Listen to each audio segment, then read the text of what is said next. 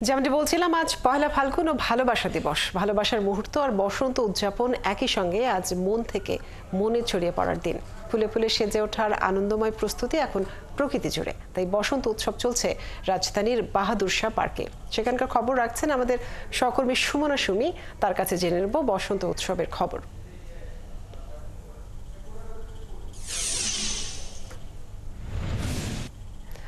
সুমি, বসন্ত উৎসবের কি আয়োজন চলছে? উৎসবে আসা মানুষজন কি বলছেন?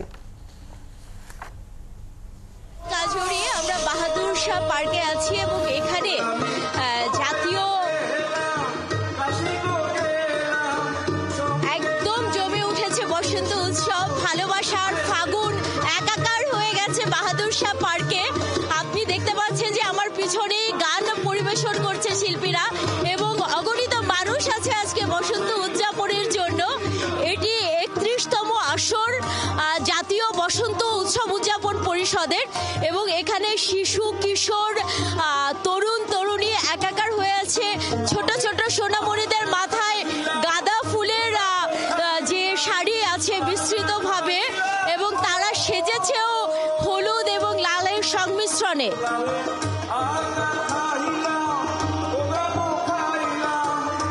তারা লালের সংমিশ্রণে সেজে আছে এবং তাদের দেখলেই মনে হবে যে আজ ভালোবাসা এবং বসন্ত এক হয়ে আছে। এই মুহূর্তে আমাদের শ্রদ্ধেয় একজন শিল্পী যিনি গান করছেন মঞ্চে।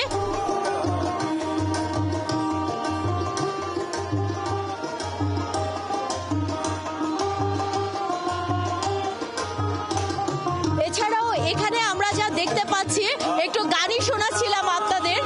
আমার কথার সাথে সাথে যে গান চলছে, এর আগেই আমরা দেখেছি যে ছোট সোনামণিদের নাচ ছিল এখানে। খেলাঘর, মৈত্রী শিশু দল, এছাড়াও কিংবদন্তি কয়েকজন আবৃত্তি শিল্পী সবাই উপস্থিত আছেন। সব থেকে আনন্দের বিষয় যেটি, এখানে আমাদের যে ছোট ছোট শিশুরা আছে তারা বর্ণিল সাজে সেজে আছে এবং তাদের চমৎকার সাজ পলাশ শিমুলের রঙে একীভূত হয়ে গেছে।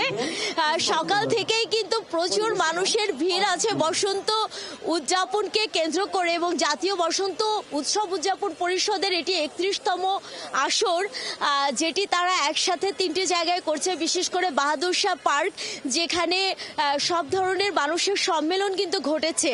আমরা দেখতে পাচ্ছি মঞ্চে এখনো লাল, হলুদ, কালো শাড়িতে, সবুজ শাড়িতে আমাদের ছোট সোনামণিরা আছেন, তারা নাচ পরিবেশন করবেন। এছাড়াও এই যে কোকিলের কুহুতান এবং বসন্তের যে পলাশ শিমুলের একটা রেশ আছে, সেই রেশের সাথে আমাদের ছোট্ট সোনামণিদের পোশাক এবং তাদের পোশাকের সংমিশ্রণ একদম অন্যভাবে মিশে আছে। আমরা ভীষণভাবে উপভোগ করছি এবং সাথে যত দর্শক আছেন, দর্শকরা যখন মঞ্চ দেখছেন তখন তাদের মধ্যে একেবারে পিনপতন নীরবতা, কারণ প্রত্যেকটি আয়োজন এত চমৎকারভাবে ফুটে উঠেছে এবং বসন্তের বাসন্তী সাজ আলাদা আবহ সৃষ্টি করেছে।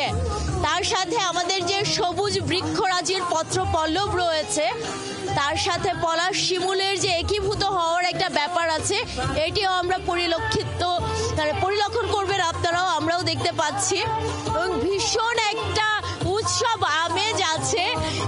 আমরা দেখতে পাচ্ছি যে আমাদের যারা তরুণী আছেন তারা কিন্তু অন্যরকম সাজে আজ সেজেছে।